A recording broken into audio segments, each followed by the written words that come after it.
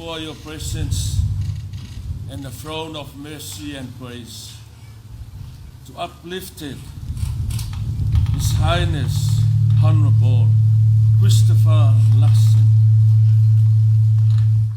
This morning,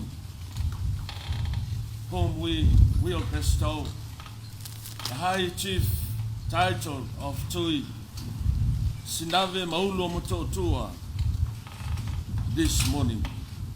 Father God, we pray for your blessing on this day.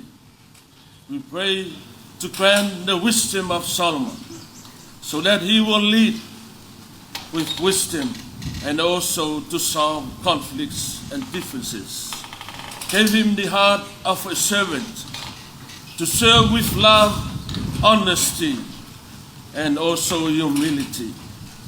Father God, protect him from arrogance. Give him the wisdom to guide his steps and also to lead in integrity. We pray so that he will lead his leadership in peace, unity, and prosperity.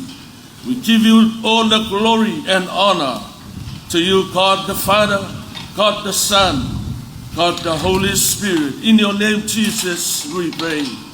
Amen. Amen. Amen. Thank you.